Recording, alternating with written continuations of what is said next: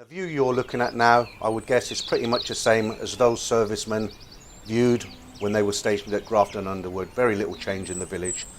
I'm now heading up to St James the Apostle Church, which was built in the 13th century, and I'm hoping to view the memorial window of the B17 Flying Fortress in the stained glass window. But unfortunately on this trip the church was locked, so I wasn't able to gain access, but I did photograph the window from the outside. Not as nice as when you look at it from the inside, but there it is anyway.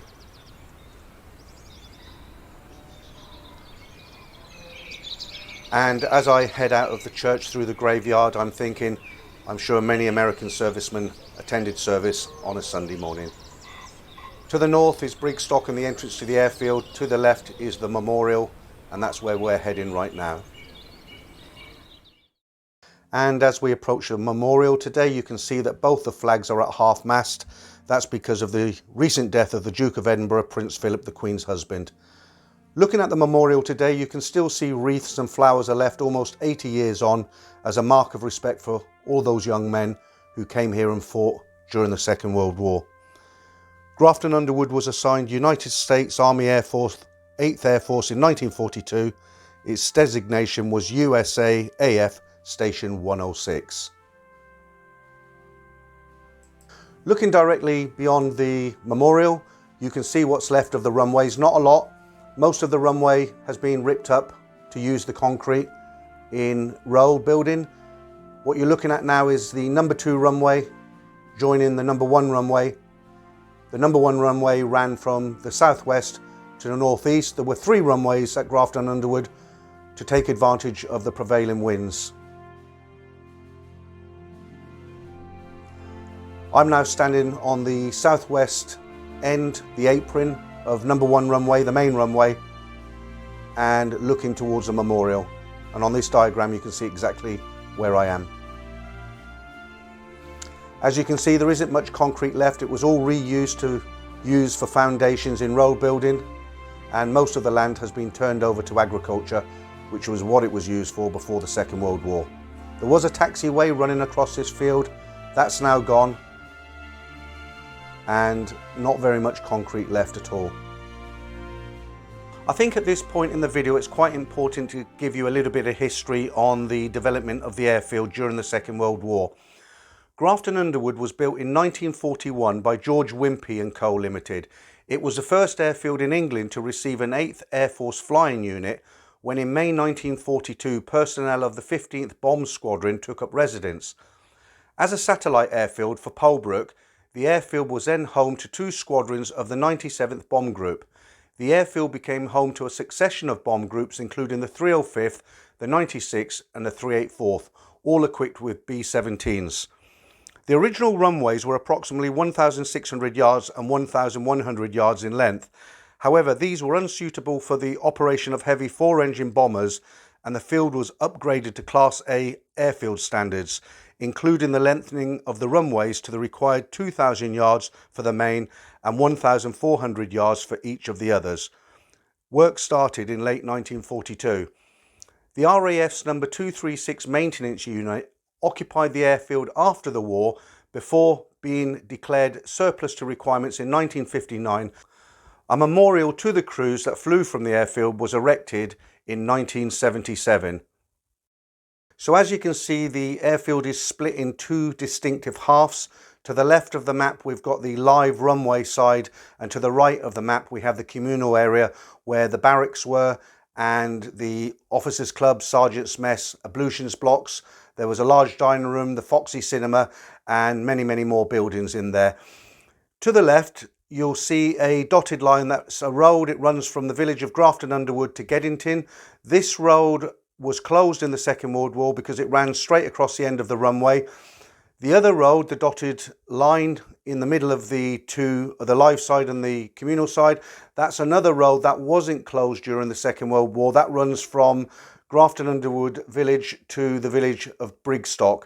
Now unfortunately it's not possible to get on the airfield site because all of the land is owned by an estate, Boughton Estates, and it's sealed off, it's private. They have CCTV everywhere and they do have patrol. So unfortunately I haven't been able to walk the live side of the airfield, but what I have done is I've gone round and poked my camera through hedges, over fences, and I've taken in as much information as I can to show you on this video.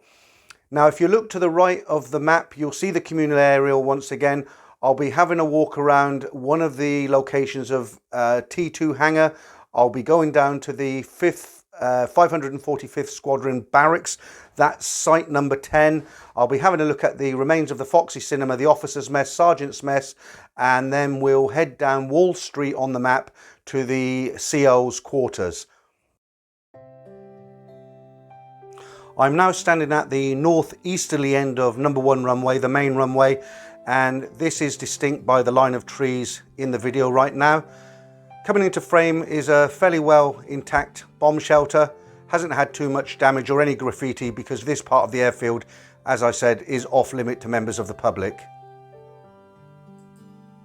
And coming into frame now, you will see one of several machine gun posts that were dotted around the airfield. These would have been in place in case of paratroopers invading the airfield or any other kind of attack.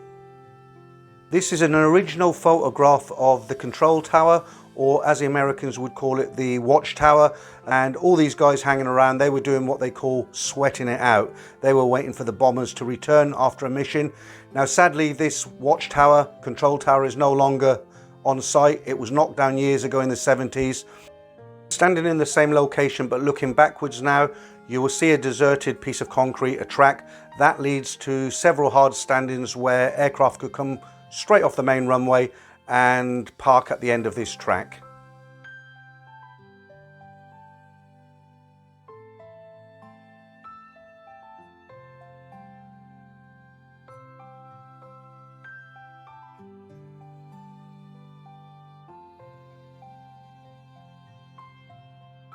I'm now walking up a taxiway that you can just about make out. It's covered in leaves, but there is concrete below my feet. And this was the entry or exit to one of several T2 hangars that were situated at Grafton Underwood. You're looking at the length of the base for the hangar. The width was probably 4 times wider than what you can see, but over the years it's all overgrown now. And this is actually opposite the technical site, which is on the other side of the Brigstock Road.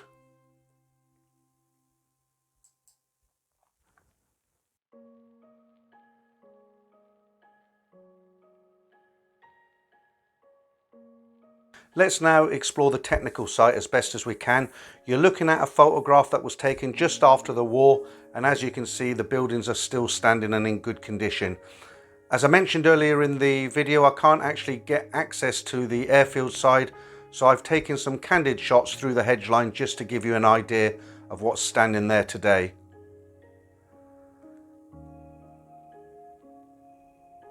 And this photograph was taken later in 1978. And back to the present day.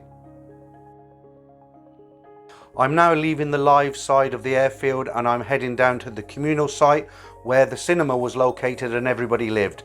The Americans called this road Broadway. It was a main road that connected the communal site with the actual airbase, and as you can see now, panning the camera around, most of the land has gone back to farm usage and there isn't much here at this stage. The reason the communal area is so far away from the airbase, we're going to look back now and you'll see the airbase on the other side of the hedge line there. The reason it was so far away is because obviously if the base got bombed, then the people who were on the community area, they would be relatively safe from any bombardment.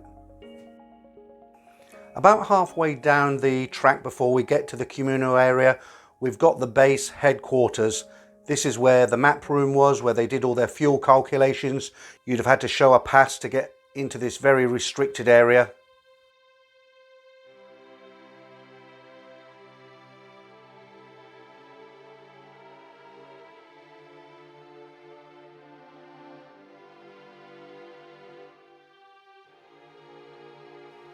And it's quite a sorry state of affairs as to what it was 45 years ago when I first visited. You can see the original bike rack in there to the left of the frame, but they've fenced it all off, and I know they've got CCTV there now, and as I say, it's quite a sorry state of affairs to look at it now.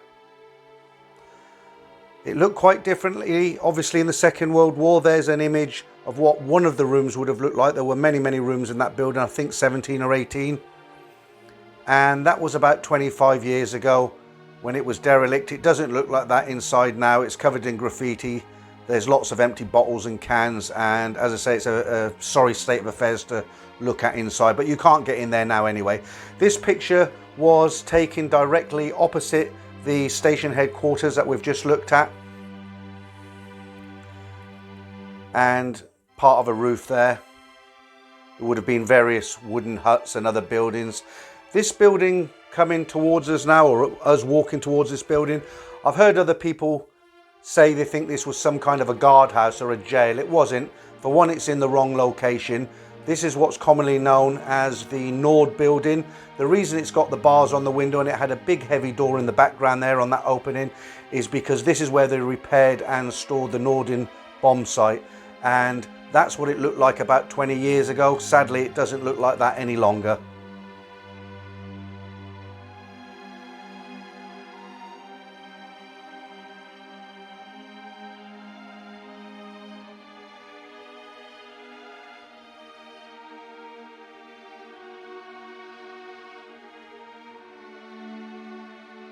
I now continue my journey down to the centre hub where all the activity of the base took place, and it's a very beautiful day. It's a very peaceful walk, very, very popular with dog walkers, and here I am in the centre hub. You can see from the map it's a very spread out area with various sites, including lots of barrack sites. You can see all the roads going off this spur in the middle. The Americans had names for all of them, like Wall Street, that was a popular one. And it's also a very popular area with dog walkers. The estate allowed people on this part of the airfield. It's a nice place to picnic, walk a dog, or just stretch your legs. I'm now going to head down to one particular barrack area. This is site number 10 on the map. And this will give you an idea of just how big these areas were.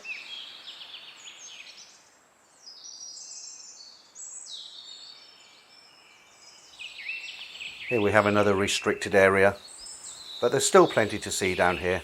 We're very, very far away from the main road now, very peaceful, very quiet. And the concrete you're looking at was laid nearly 80 years ago. That is original World War II concrete.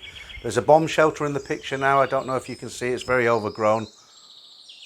And we're now heading into the 545th Squadron Barracks. There isn't a lot here, but I'll guide you through everything that is here. There's a guard post on the left as we walk up the path, or as the Americans would call it, a picket post. It's still standing, but it's in a very sorry state.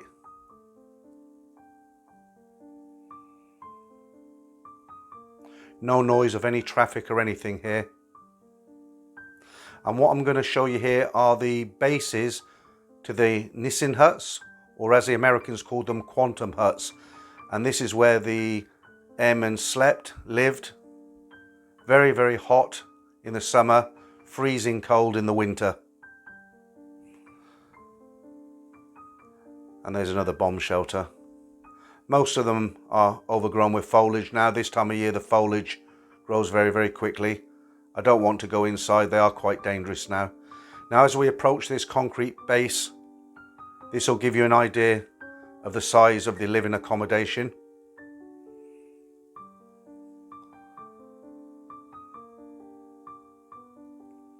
And there's lots and lots of them here. We literally are in the middle of the countryside in the woods, and everything's gone now except the concrete.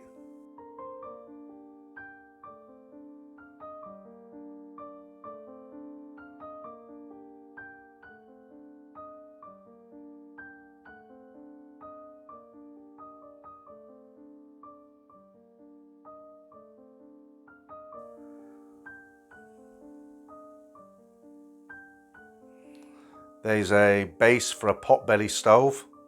There's lots of these strewn around. I see absolutely lots and lots of these. These were the bases for the coke fires, coal fires that they had in the middle of the barracks room. As I said earlier, this is site number 10 on the map, and I've counted how many concrete bases are here from the map, and there is about 30, but there would have been various wooden huts and tents also making up the site. The square that you see in the middle, it's another base for a potbelly stove. As I said earlier, that's all they had to warm their barracks. Absolutely freezing in the winter and red hot in the summer. Must have been very uncomfortable for them. And here's a picture of what they would have looked like in the Second World War. And we'll carry on with our walk through the woods, see what else we can come across.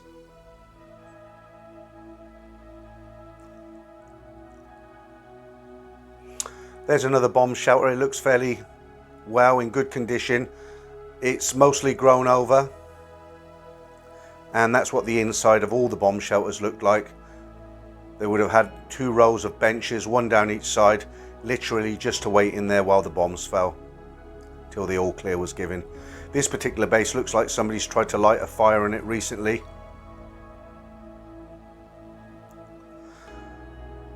But it's amazing it's lasted this long. It's almost 80 years since the Second World War. The Americans were only here for a total of 2 years, from 1943 to 1945. And that's the back of a Urino. I recognise that from one I'll show you intact later on in the video. And the building that's coming up in the frame now, I think this was probably an ablutions block, a toilet block with sinks and a shower. Each site would have had its own ablutions block, or several.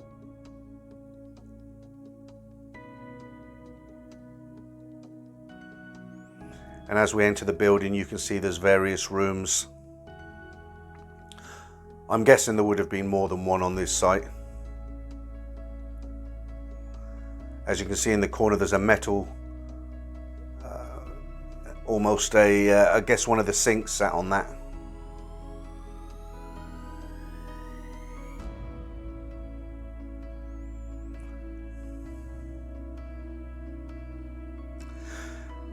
And what's amazing, as I'm looking down on the ground, look at this. This is a footpath, one of many that survived. They are getting overgrown. The foliage is very thick, especially this time of year. But I'm still able to follow the path through the woods. And that path would have been lined with buildings like this. This one has more foliage on it. Note the potbelly stove base. It's a different design. This was for a corner. They'd put that into the corner of a room rather than the center of the room, and that would save space. Space being a premium. And we'll continue to follow some of these paths and see where they take us. And just to reference the site, there's a path on the left to give you an idea what stood beside it. Of course, all these trees have all grown in the last few decades. Nothing holds back nature, as you can see. I'm now standing on top of a bomb shelter. I'm guessing this is an emergency exit. Perhaps there was a ladder. They would have had 2 entry and exit points in case one got blocked.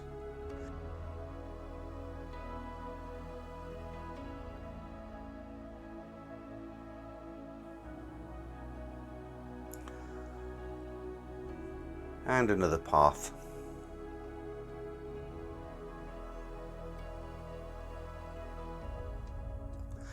And we're coming very close to the entrance to this site. Again, there's the picket post or the guard house. And now leaving site number 10. And this track in front of me heads all the way back up to the center. And we'll make our way to the Foxy Cinema next. And welcome to the Foxy Cinema and Theatre. This would have been the central hub for all the base entertainment for those servicemen, and that's what it looked like during the Second World War.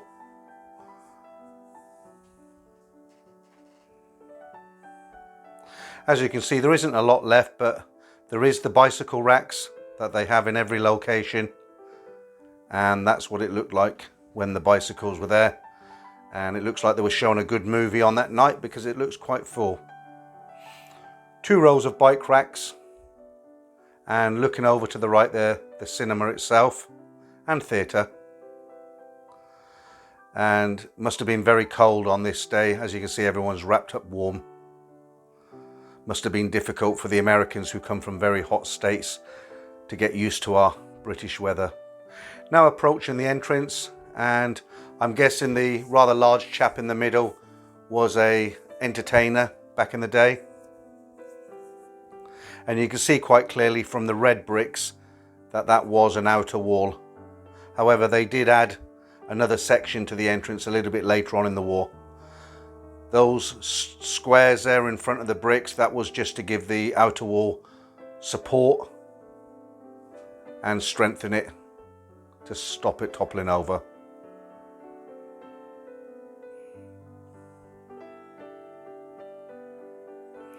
And that's another look at the front, but that's from Broadway, standing right back.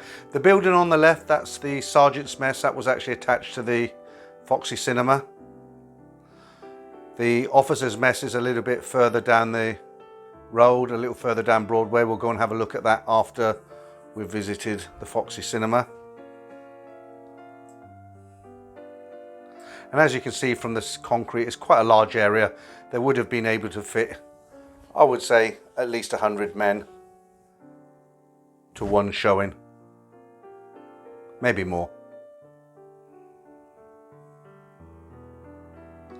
And coming up now, some local entertainers, and I think the men would have been happy if these girls hadn't put on any show at all and just turned up in these short dresses. I think that would have satisfied their entertainment for that evening.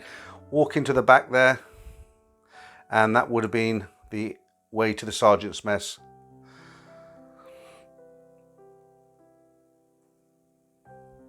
And yet another base for another potbelly stove.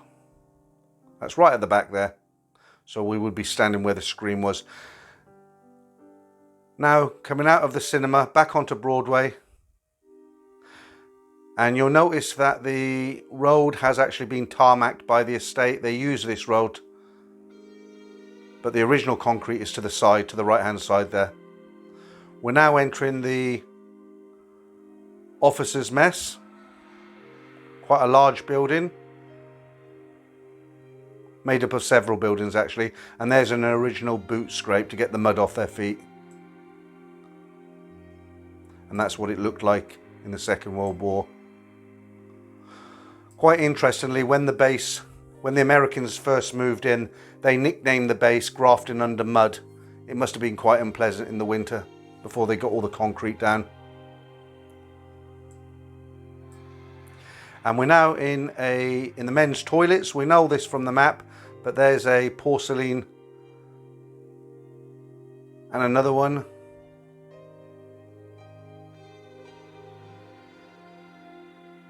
Porcelain soakaway, that was what I was looking for.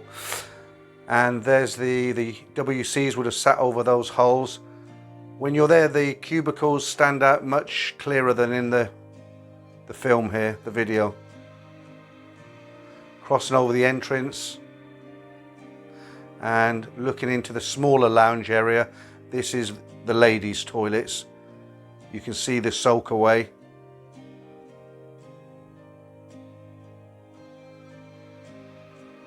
And there's a bigger lounge to the left.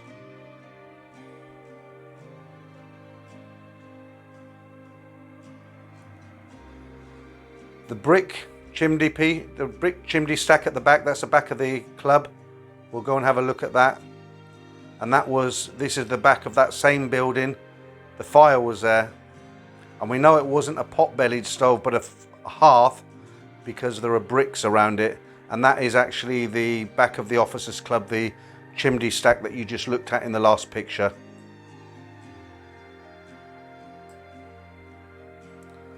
And plenty of those bases.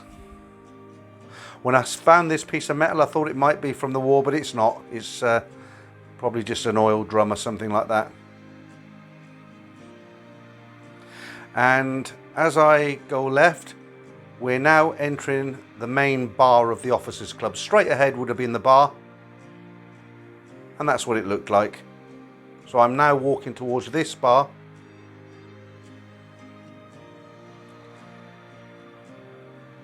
And that bar would have been situated just there at the back.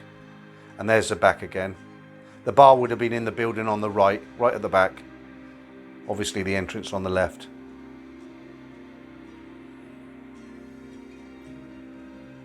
Now this is what they call a blast shelter. It's not a bomb shelter, it didn't have a roof on it. The idea of this was if there was a bombing, there were two entrances, you dived into this, and any shrapnel that was flying around, glass, stone, metal, as long as you would duck down below those walls, it would fly over the top of you. And that was the difference between a blast shelter and a bomb shelter. If something came down above, then it was just bad luck.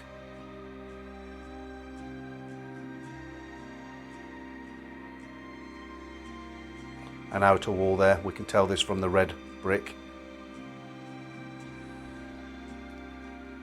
And we're going to visit another barrack site after this. We're going to go to site number 4, which is the nearest barrack site to the airfield. And let's make our way there now. While I'm making my way there, let's have a look at some original photographs. Here are some cooks preparing a Thanksgiving dinner. And here are some officers enjoying that Thanksgiving dinner. The next picture are enlisted men. This isn't Thanksgiving dinner by the look of what these guys are eating. And finally, officers enjoying a snack and a cup of coffee. And these are all original photographs taken at Grafton Underwood. So here we are on another barrack site. Typical, very similar to the last one we visited, except, as I said, this one's much closer to the airfield. And this is yet another bomb shelter in pretty good condition. It looks like somebody's tried to make their own fire in the base of this concrete base. Not very successfully by the look of it, the wood is still there.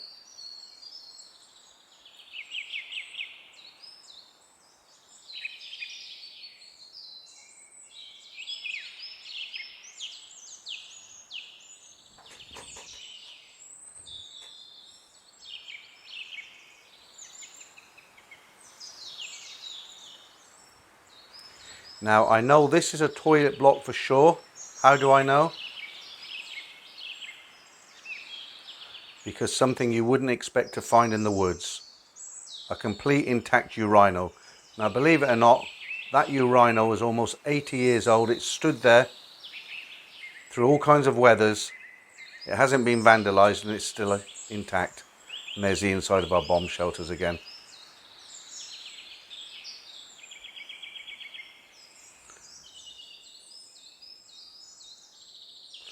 I sometimes wonder if younger people came across this and they viewed all this concrete, what would be going through their minds? I don't think they'd have a clue. And the square in front of me now, it looks like concrete, but it's actually dirty water. And what this is a pit that would have been filled with water, kept full of water, to be used to extinguish any fires that took place in this area.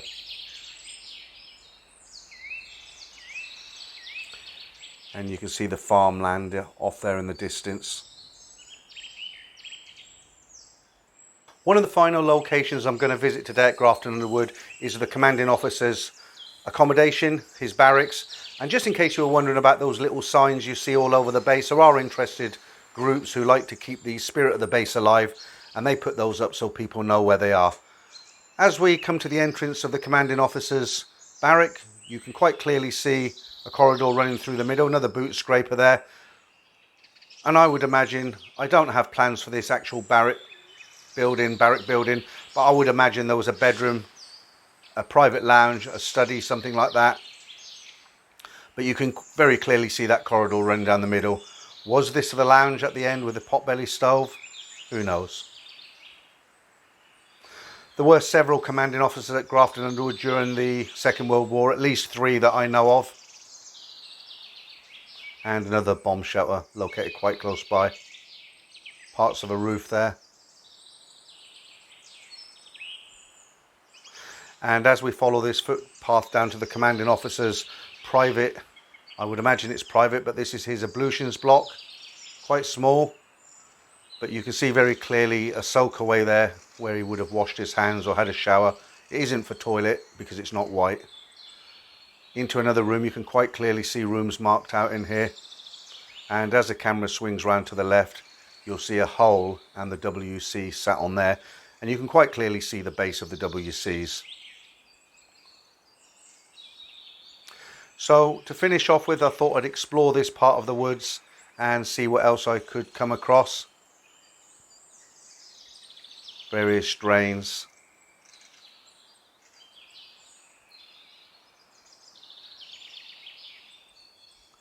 And I was very surprised again at this spot when I came across another fully intact urino.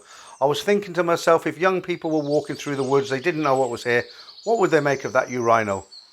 A nice walk in the woods and they come across a urino. Certainly get the brain going overtime. Now, when I went further on into the woods, I found 4 very heavy duty metal kind of feet. I didn't know what they were for. I had to go home and research them because they really are heavy duty, as you'll see in a minute. And what they are, they were to hold a water tower in place. There was 4 of them. They were anchored to the ground very, very securely. And they would have held a good tall water tower.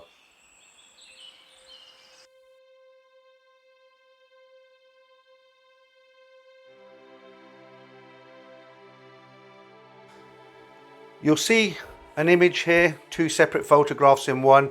On the right was the generator room, as was up until recently. And I was there fairly recently and this generator room seems to have disappeared. I think it's been knocked down by the estate. Maybe they were worried about somebody hurting themselves. It was in a very bad state. On the left, you'll see a picture of that same generator room as it was in the war. And behind the generator room, you'll see the chapel. I was actually looking for the base of the chapel. I couldn't find it. I seen it on somebody else's video. I think it's been covered with leaves and foliage now. I was very disappointed that I couldn't locate this chapel, but I'm still going to include the photograph in this video today.